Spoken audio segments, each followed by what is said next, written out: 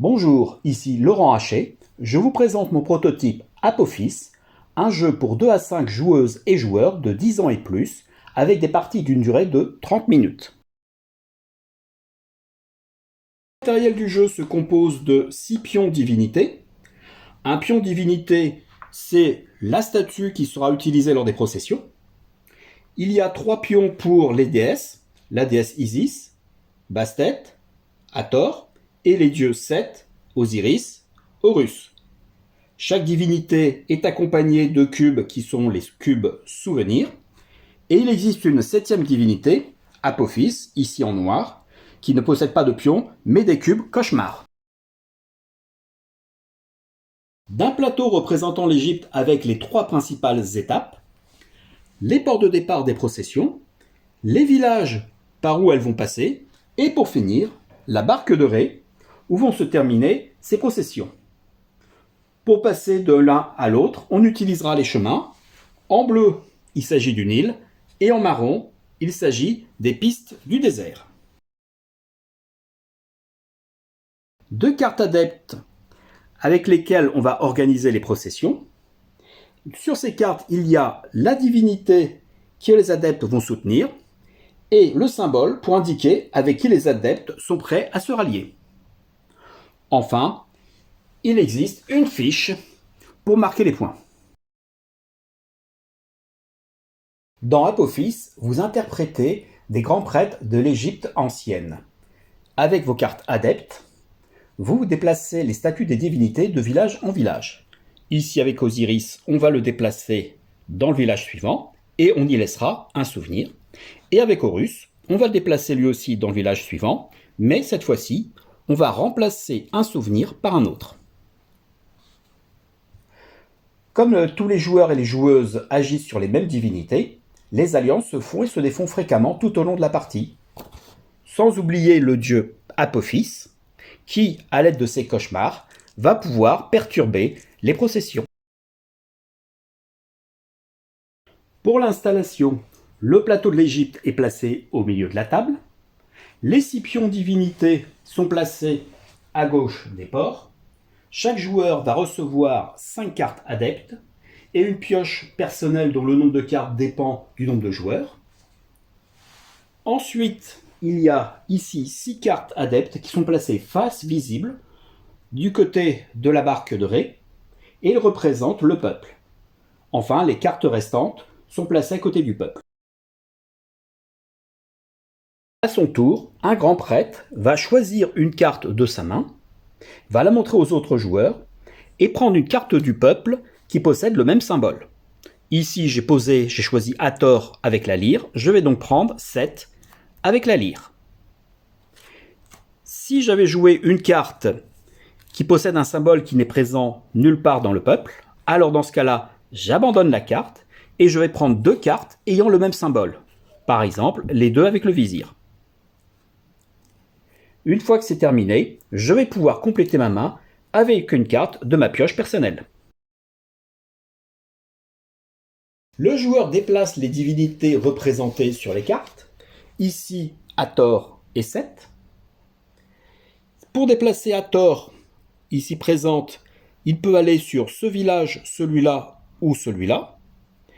Ces 2 premiers sont accessibles via des pistes du désert et le 3e via le Nil. Si Hathor passe par une piste du désert, alors le pion est sorti de la pile. Voilà. Et il est placé, par exemple, sur le nouveau village au-dessus d'Osiris.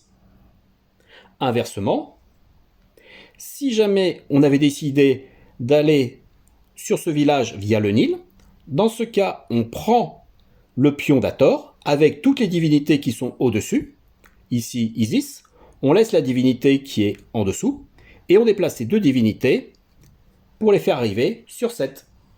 Avec une carte Joker, le joueur peut remplacer n'importe quelle divinité, à la seule condition qu'il ait déjà joué cette divinité au préalable. Par exemple, ici je pourrais jouer Osiris, Seth, Hathor, mais je ne pourrais pas jouer Horus, Isis, Bastet ou Apophis. Avant de quitter un village, le joueur peut organiser une fête de départ pour une, plusieurs ou toutes les divinités qui s'en vont. Chaque divinité ainsi célébrée laisse un cube souvenir sur le village. Dans le cas présent, Hathor et Isis peuvent laisser un cube jaune et un cube rose. On le laissera sur le village qui vient d'être quitté. Le souci, c'est que la mémoire des villageois est limitée à 2. Il n'y a donc de la place que pour 2 cubes. Il faudra donc choisir lequel va être supprimé. Ici, par exemple, on va retirer celui d'Osiris. Voilà, le tour est presque terminé. Le joueur va pouvoir ranger ses propres cartes en mettant les divinités les unes avec les autres. Et il va renouveler aussi le peuple en rajoutant une 6e carte. Contrairement aux 6 autres divinités, Apophis n'est pas représenté par un pion. Quand il apparaît sur une carte, le joueur doit faire reculer une divinité s'il passe par la piste du désert, voire une pile de divinités s'il passe par le Nil. Ici, il a décidé de déplacer Seth et donc les 2 autres divinités qui sont au-dessus de lui. Elles se retrouvent donc dans ce village. Il laissera donc un pion cauchemar dans ce village. Et les 2 pions souvenirs vont disparaître puisque la divinité Isis et la divinité Hathor sont de retour dans ce village. A noter qu'il ne pourra pas y avoir plus de 2 cubes ici, et le cube noir fait partie du nombre de cubes maximum.